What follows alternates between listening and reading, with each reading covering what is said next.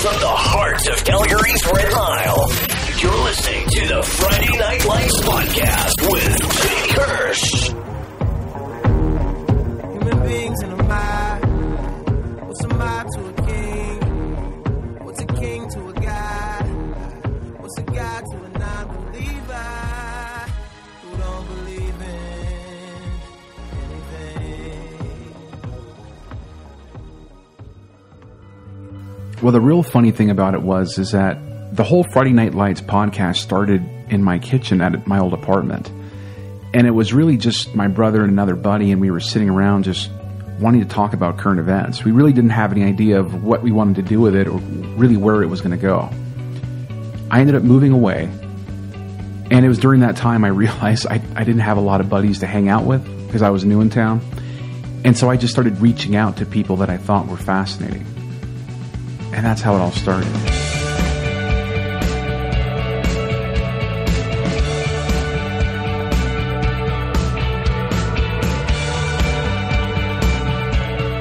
I mean, to say that I've been fortunate would be a huge understatement. I've had the opportunity to interview some of the most fascinating filmmakers, musicians, writers, business people, and even Emmy award-winning performers. And for some reason, I've always just been able to connect with people on a different level, and even have gotten them to share things that they might not be willing to share with other people. And I think that's where the real magic comes in. My guest today began his career as a writer for The Late Late Show for Craig Kilborn. Since that time, he's gone on to direct, executive produce, and co-create such hit TV shows as Dads, The Cleveland Show, and Family Guy, where he racked up an impressive 3 Emmy nominations. He's written for the 85th Academy Awards, and along with his partner Seth MacFarlane, wrote the smash blockbuster movie Ted. He joins me fresh off the release of his new movie, A Million Ways to Die in the West, where he was not only writer and executive producer, but also got to have some fun in front of the camera for a change. Please welcome my guest and good friend of the show, Mr. Alex Sulkin. Boy, that was probably the best intro I've ever had. Very, very well researched.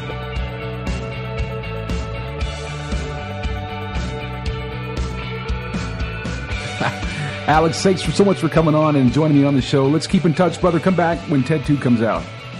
Send me a DM when you want me next. Awesome. Hey, and just do me a favor, man. Don't unfollow me on Twitter, please. No, I won't. I mean, some of the stories that you hear on this show, you're just not going to hear anywhere else. I mean, what show is going to bring you the story of how Jim Carrey made it big with Ace Ventura, Pet Detective? And so one day his agent called and said, Jack, they're looking for something for that actor James Carrey on that In Living Color show. Do you have anything for that James Carrey, the white guy on In Living Color? And Jack looked at his shelf on the wall and said, shit, I've got this whacked out comedy about a pet detective. It's so weird. I put like Dan Marino in it, and it's like, and he's like, well, let's just send it over, right?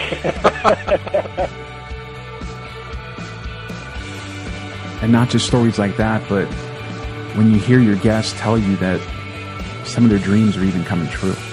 I just found out that Kevin James is doing a movie I wrote.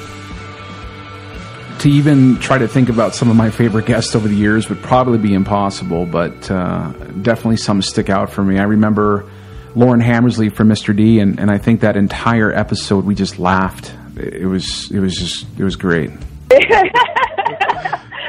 I should stop lying to them, basically. Yeah. It's okay, Lauren. You've got the job. You don't have to worry about it anymore.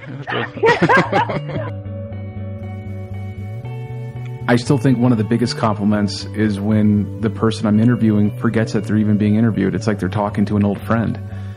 And I remember interviewing Lucy Decateri, and I think she took me out to eat with her pretty much. And it was just such a hilarious moment. 1 sweet potato fry, 1 slaw. Because I'm very careful about my diet. If I'm having mac and cheese on a burger, I can't have fries. I'm training for a triathlon.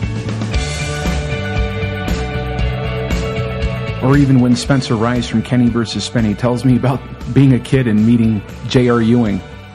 And my mother, when she first moved to L.A., she lived not far from Larry Hagman, who was, J.R. The group the jacuzzi god of the colony in Malibu. He was always having jacuzzi parties. Yeah. And he hated smoking because he walked around with a fan. And if you smoked, he would blow the smoke back in your face. And on the flip side of that, sometimes you get to hear stories of these moments of really life-defining decisions. And it reminds me of when Jonathan Torrens decided to go back to Nova Scotia from Los Angeles. I got in the car. I called my mom, who was in Halifax. Right. And I said, what are you up to? And she said, I'm going to the dentist tomorrow, and I'm kind of nervous about it because I don't like going to the dentist. Right. And I had a moment where I thought, at the end of my life, do I want to be the guy who hosted America's Cutest Puppy, or do I want to be the guy who took his mom to the dentist because she didn't want to go alone? You know, when you're interviewing people, there's a real fine line that you have to walk where you don't want to go overboard, but at the same time, you know that there's something there that they probably are just waiting to get out. I just kind of took my time getting better. I let my heart heal. And then I came back to him and said I wanted to fight. Right. You know what I mean? Absolutely. So it was a tough time for me, but I got better. So when people trust you and they come on your show to tell their story and allow themselves to be put under a spotlight, that's a big responsibility. But I know that when I'm done and I put out the finished product, I'm always happy with what comes out of the Friday Night Lights podcast. I couldn't be more proud.